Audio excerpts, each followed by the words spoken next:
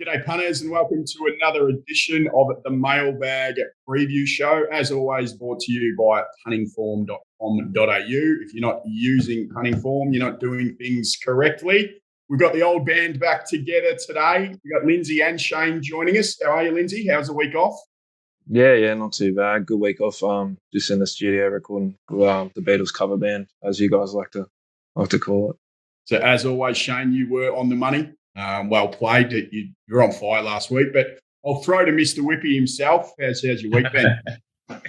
Yeah, good. I got a little bit of brain freeze after the Sir John Monash. I think I had 3 licks at the ice cream. Ashford Street, Lay, Winnan Place, Sartorial Splendour, the place. Unfortunately, Oxley Road went like a busted, and you can confidently pen that horse going forward. So apart from that, good. Went to State of Origin last night, and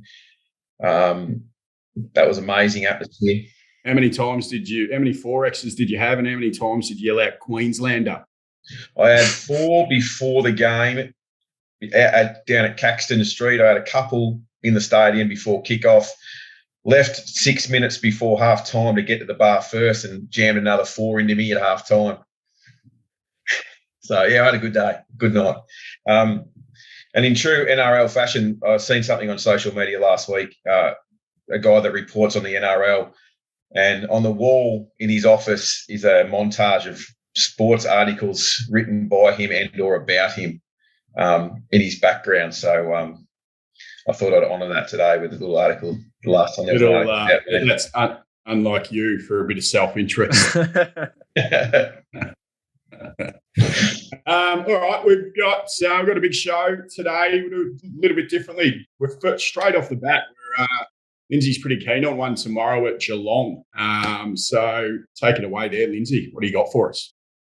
Yeah, right. So I like these 2-year-old races. It's kind of my niche at the moment. Speaking to Jacko about the form lately. So yeah, we're looking at Geelong race 2. A horse called Street Conqueror for the bed camp. Logan McNeil rides.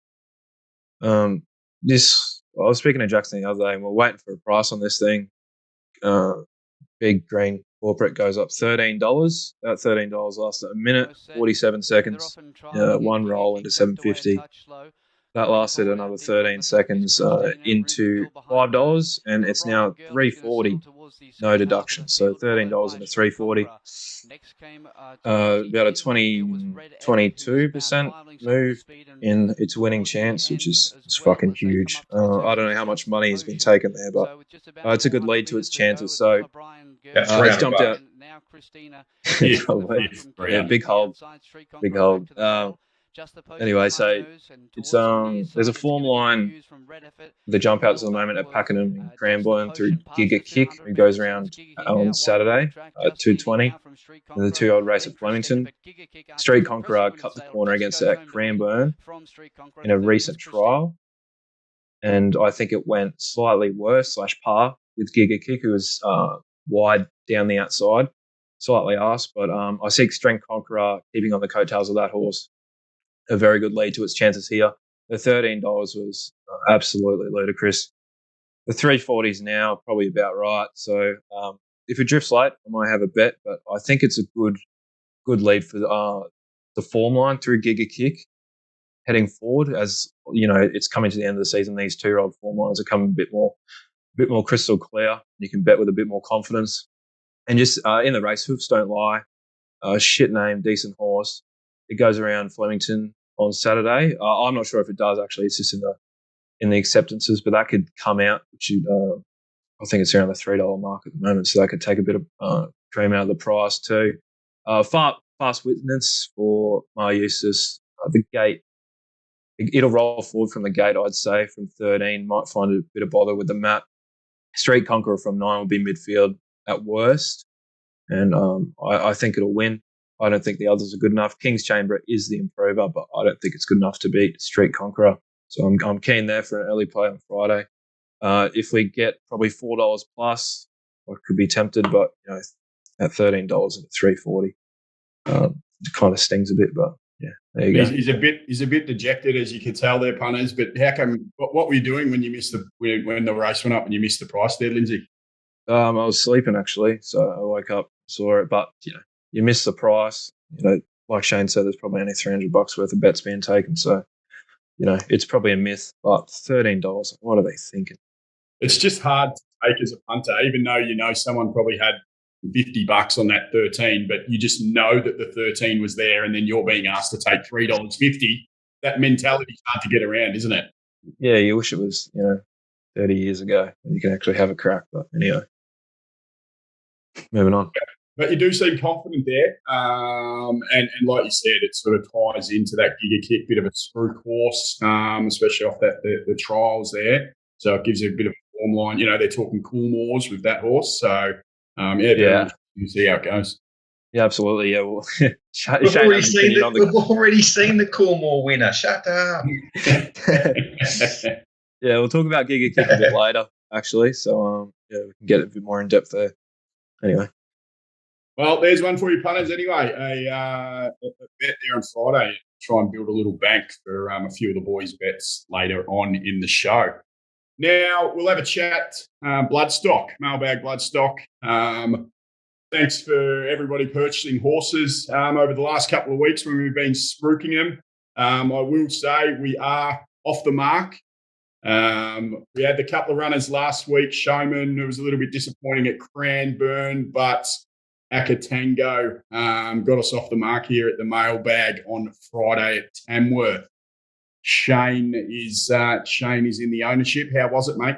Satisfying, extremely satisfying. Actually, not only I kept a fair chunk in that horse personally. Anyway, I kept like a third of him myself, and steered young Guesty, who does a bit of work for us in the marketing department, who trades under Lil Wayne Racing.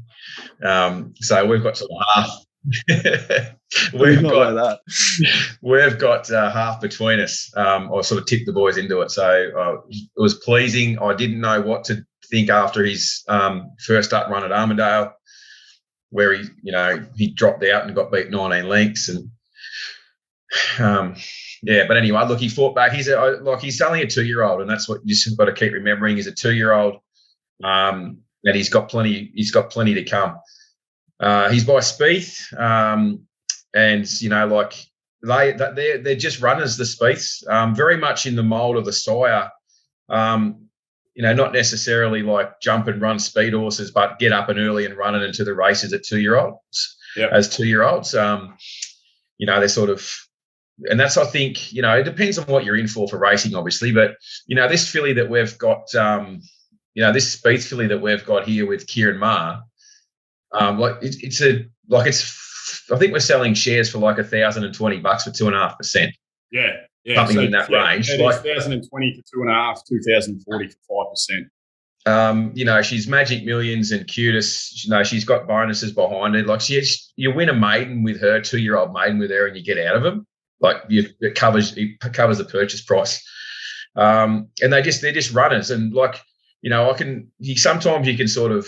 You feel like you're sort of pushing a horse a little bit harder than sort of what you really think. But I can honestly say for this horse, get in contact with Jono and get some info and have a look at her at the breakers. Like, she's just a natural runner. She'll go at 2, barring injury, of course, and illness and injury. She'll be a 2-year-old, no doubt. And that's how the sire's stamping them. They're getting up and running early, and he's getting plenty of winners. And the reality is that's where the money is in racing.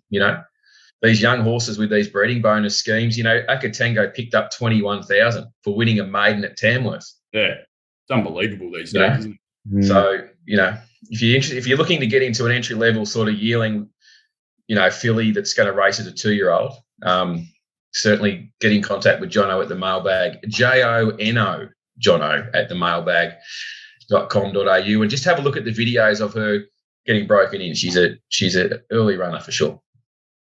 And look, in one of the best stables going round. So, like you said, I think getting that Bob's, Cutest, Bogus for those 2- and 3-year-olds, if you can pick up 1 or 2 races, especially the lower end of the market that we're spending money in, it only takes that one race with the bonus to get it back, and then you're ahead of the game and starting to actually make some money and have a bit of fun along the way. So as Shane said, we've got that speak by Miss Barwick with the Mar Oostis stable. So get in touch with Jono at themailbag.com.au for that one there, or shoot him an email if you've got any other queries, bloodstock side of things as well. And I know that where she's getting broken in at Hinterland Thoroughbreds up here in Queensland, like that's Sarah and the team there, like they break in all those Aquas babies anyway, and obviously he's a stallion of theirs. So they've seen plenty of them, and all the reports are very similar. They say just genuine, early runners, and we've seen that on the track in his first season. 2-year-old runners this season. So, and it's always good when you get into a horse if it's a 2-year-old that gets up and about. Sitting around waiting for it to run while you're paying bills can never be fun. So, looks like it'll be up and about early. So get involved, Jono at themailbag.com.au, and we'll move into Saturday's racing. So we've got Flemington for Saturday, as always. I mentioned off the top, powered by puntingform.com.au, the best database in the business. All our analysts behind the scenes use Punting Form, and that's why we're successful. So we'll have a look. I'll just throw to you quickly, Lindsay. Any predicted track pattern of the day? It's going to be wet. Not sure of the track pattern at the moment, but Flemington played as you see it. It's normally pretty fair. But you probably want a genuine wet tracker there on Saturday. Nice, thanks, mate. And so I think we had it up before the jockey data page. If we can just pull that back up, we can have a look there. That Willow's profitable, has a consistent strike rate, and he's a man in form too. He's back from the Ukraine, booting home. I don't think he rode a winner. He rode last Saturday. He didn't kick one home Saturday, did he? No idea, but I don't think so. But coming off a double yesterday at Sandown.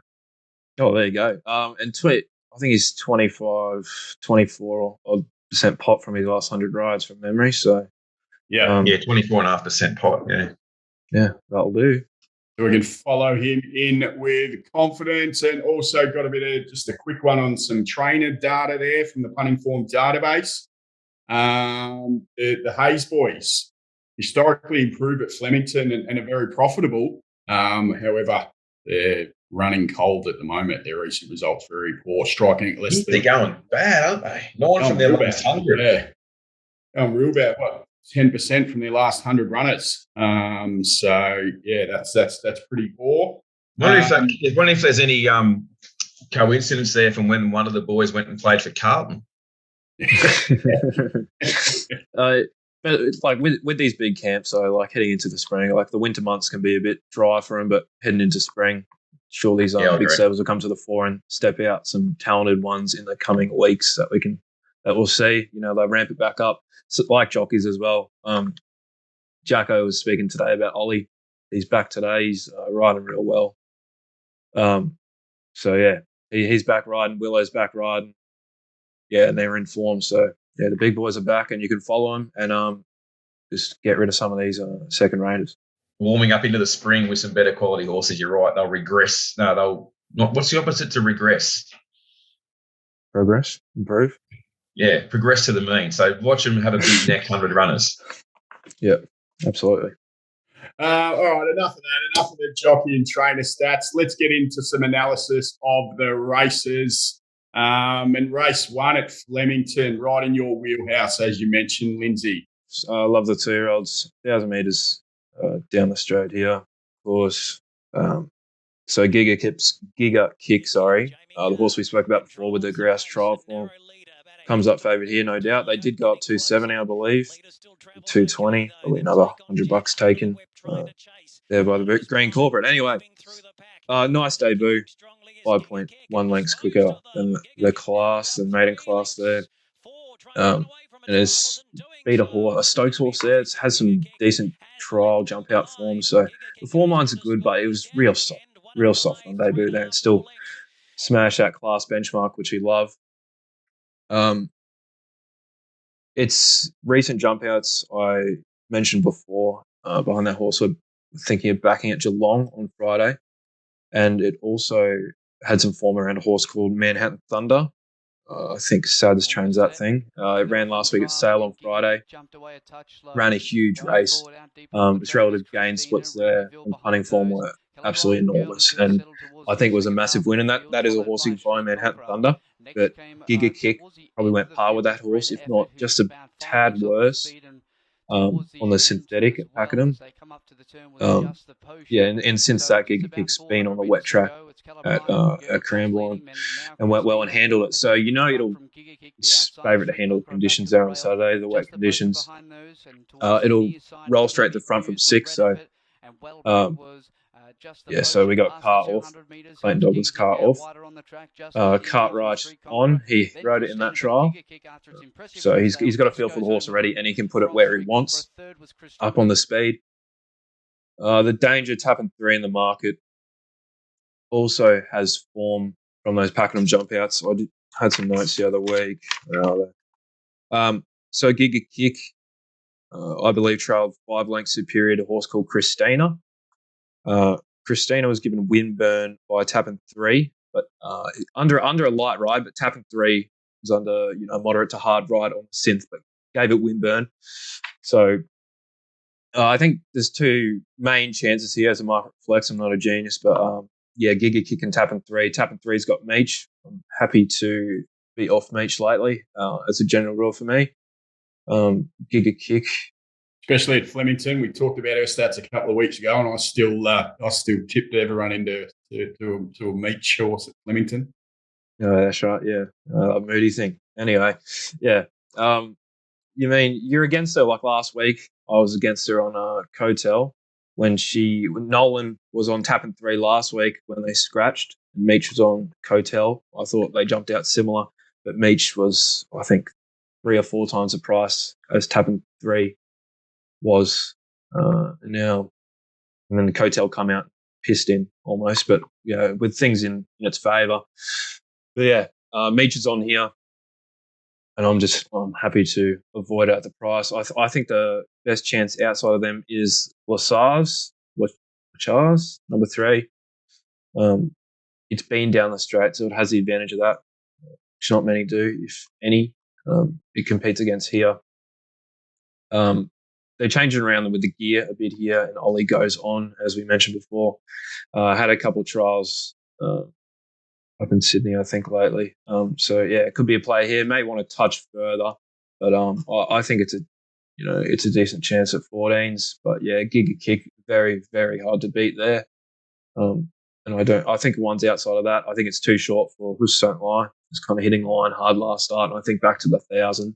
If it elects to run here over that Geelong race, it'll find it a bit too sharp, and Giga Kick will just keep going in front and the conditions, and I think it'll win.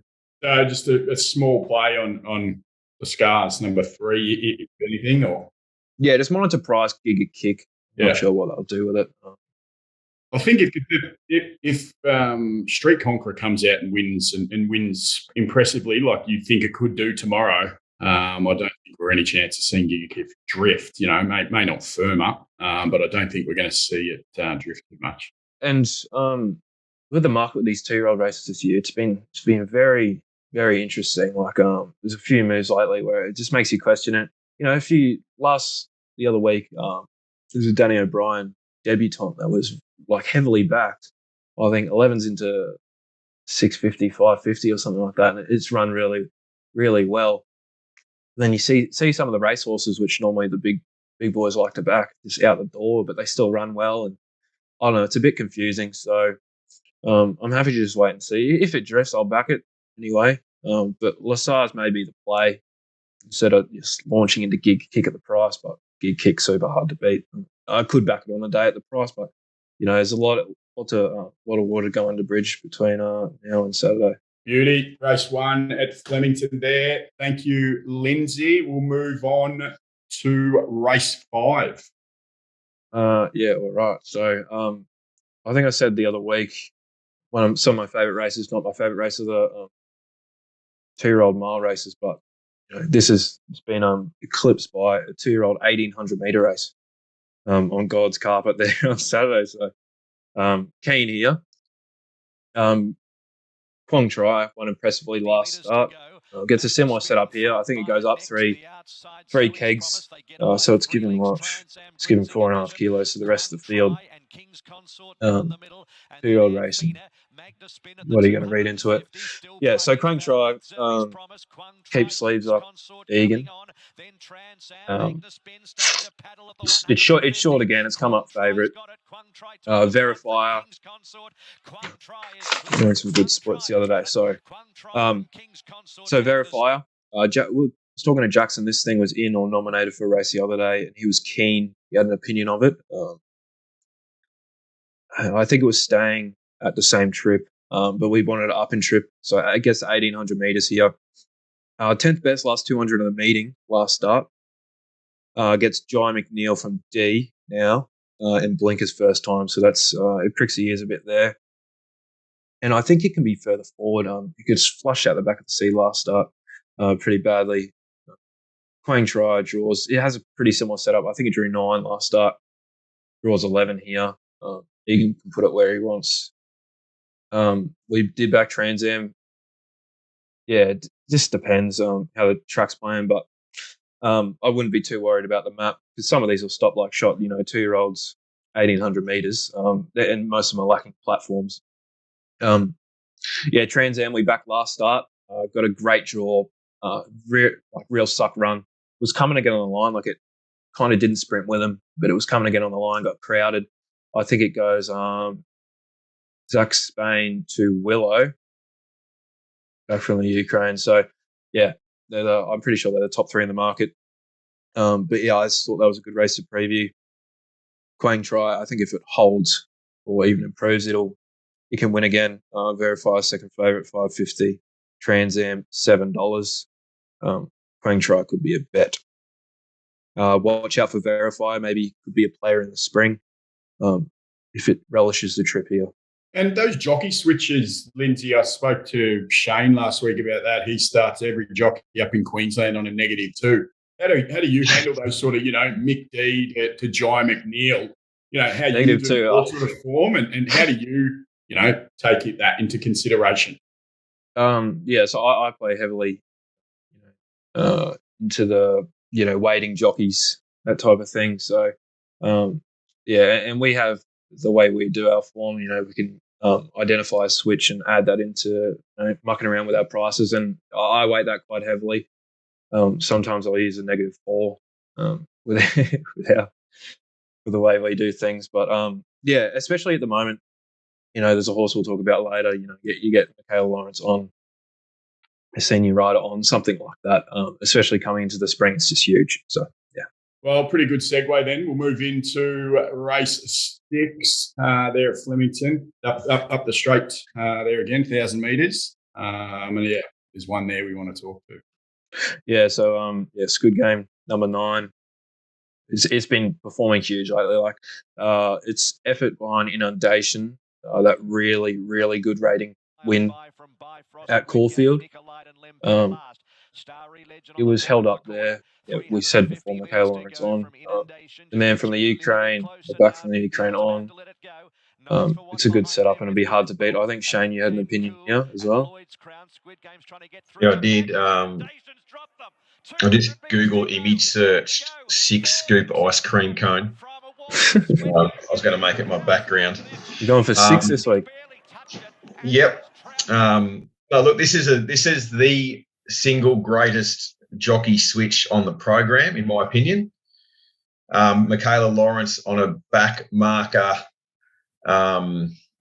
around Caulfield versus C. Williams Flemington Straight, 1,000 metres, is the greatest switch of all time. I just can't see what beats this, to be honest. Like it's. I'm trying to work out how it doesn't start odds on. Yeah, I mean, I do have an opinion of this Twist of Fury, but a lot of its wins, just going out in front, just running them straight into the ground over 1,000. It's blessed most of the time, but I think getting the lead, if it's a wet track, hard to run on, it can just keep kicking. And this Good Game might have too much of a task to catch it on the wet track. That's what I was thinking. Alana Kelly, good rider at leaders at the moment. She's in form. So yeah, I thought that. That's how I read it. Sounds like we're not going to get too much into it. We're Squid Game's immoral. Well, I think so. Obviously, taking 230 now, you can sort of have a look at the track and see how many scratchings come up by race morning and have a look.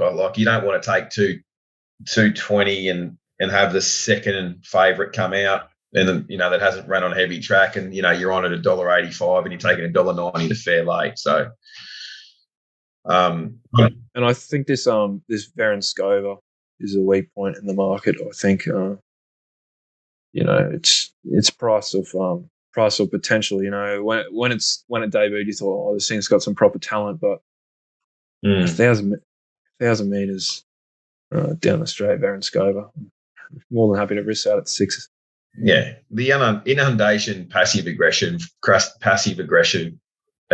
form lines is just so far superior. Add the jockey switch, and it's just immoral to me. Yeah, I like it. I don't want to overthink this too much. Yeah, no geniuses for figuring it out. Does the inundation flop of last week, does that play in the back of your mind? Does that it doesn't because it's already run the figures before its last start flop. It wasn't just a one out of the box performer. So yeah, that doesn't concern me. Obviously maybe the weather and how heavy the track is could be an issue, but you're going to have a very clear picture by race 6. Perfect. Thank you. Sounds like a consensus bet there. Squid Game, moral. Back it. That's it for the Flemington card. Shane's got one he'd like to preview for us at Eagle Farm. I believe race 3 there at Eagle Farm, Shane. Indeed, mate. There's an old, a bit of an old theory I've been working on here over the years at curlybet.com HQ. He's backed the fastest horse. Usually helps. A little something I've been working on. Let's have a look at Eagle Farm race 3. 1,000-metre benchmark 75 speed map there. Asamu, the favourite here, drawn gate 1. Now, what I've done for this race, it's 1,000 metres on a nice on a good surface at Eagle Farm. So I just put a line straight through the weights column because I don't think weight matters over 1,000. So I can just put a line through that column and ignored it. Asamu has got a really strong 1,000-metre Eagle Farm figure and has the right gate. It is either going to lead or sit behind a tempo set by probably Leprezi. There's a couple of others there that can push forward, but either way, it's either going to lead or be behind the speed one way or another, and coming off the fence as soon as he has to or whatever else, it wouldn't matter. The things that have got some resemblance of ability have drawn a little bit awkward, which helped me sort of get them out in the market a bit. Star Cherie will have to get back from a wide gate and has got some ability to run on, but you've got Fleet Dove first up. It sort of settles closer to the speed over the bit longer distances, but, over these short trips first up, I'm not quite sure whether it's just going to be quick enough over 1,000. Which sort of leaves, like, every way you look at it, Asamu getting the best run is the best horse with the best figures, track and trip, which is important. Horse has been able to handle Eagle Farm as well. He'll sit on speed and get home in -5, -6. Trainer, jockey combo's fine. The trainer's obviously completely airborne this season. Steve O'Day, Matt Hoysted. It just ticks every box. I'd rather take 225 about the fastest horse than trying to find some reason to get it beat. Here's a trial here at Deegan on a heavy track. Now, this obviously, I said Asamu had a good figure here, track and trip, which was its last start. There's that wall again at Deegan. Sorry, the big wall, the highway wall. So we saw Asamu here lead with a horse that you might know. I'm trying to think of the name off the top of my head because I didn't write it down. Ran in the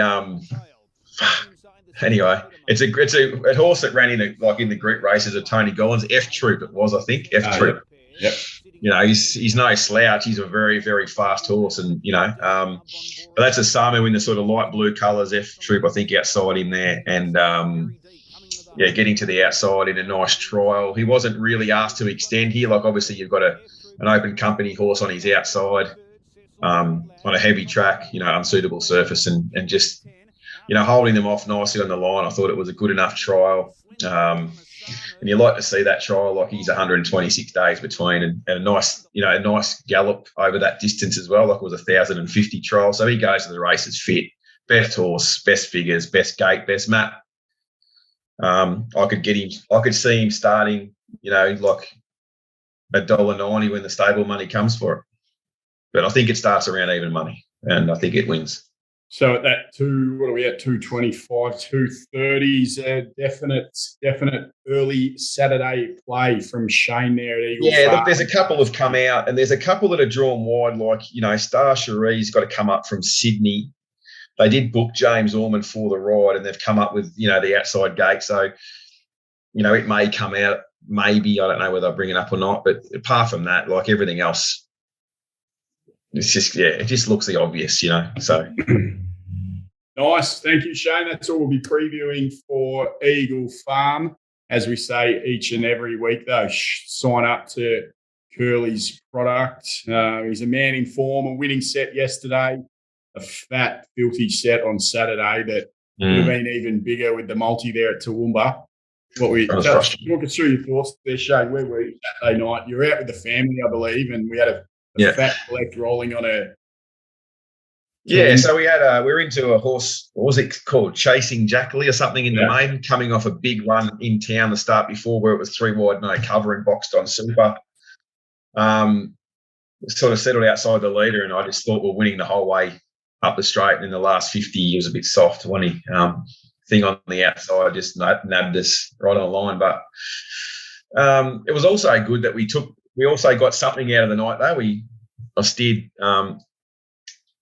I backed my own horse in that won, and subscribers were on it too. Just kept drifting, so we had to back it at the price. It was insulting price, actually. Anyway, so this week's look. This is the time of year where you should get involved with my product if you haven't before, because the races are filthy now and the tracks are drying. Like it's the perfect time. Like. We don't have to bet everywhere, but we just have, there's plenty of opportunities now. We've got these country sort of race circuits, Warwick and Gatton coming up, picking up meetings that they lost when it was wet. The standard of the Saturday races are horrible. So we should be able to pick our way through, some up and comers there. And there's just plenty of racing. So it's a great time to get involved. Heard it here first, punters. Get involved, sign up, go to the mailbag.com.au. And grab Shane's package for Saturday. Well, that's a wrap for our preview of the races. We'll just do a bit of a recap. Lindsay, if you just run through your bets. So you've got one tomorrow at Geelong for the punters. Yeah, so Street Conqueror tomorrow at Geelong. Current price $3.40. Up to you if you want to take it. If it drifts to about 4 or something, I'll be happy to back it. If not, I'll let it go and I'll watch it hopefully win. Actually, maybe not, considering I missed the price and all that. Anyway, but I think that's a great chance, and it'll solidify some form lines going forward into the spring. Some of these nice 2-year-olds stepping out at the moment, going into the 3-year-old season. So, it's just a good one to watch. And then what do we go? Flemington Race 1 Gig Kick through the similar 2-year-old form lines. I think that's one of the bets of the weekend. Just tapping 3 hopefully gets held up with Meech. Hopefully she doesn't roll straight to the front and get stuck behind a wall or something like that in the straight, in amongst horses, and can get beat. And Giga Kick and keep kicking in front. And Quang Try, similar setup to last start. I think it's a great bet too. 3 favourites almost, but no genius. But that's some bets to have, I think. And race 6 Squid Game, I think we had as well. Oh, yeah. Shane and I have declared it immoral. Lindsay's a bit timid to go. I'll have a sore ass and sit on the fence. Yeah, he's not going to jump off the ledge, but Shane and I declared it. Lindsay's he's only young, so he hasn't, he's still got to sort of get to, the cynical age of me and understand that you can't win if you don't bet. Exactly. Yeah. So the more you bet, the more you win. Responsibly. Responsibly, of course. Responsibly, of course. And Shane, just to recap from you there, please, at Eagle Farm.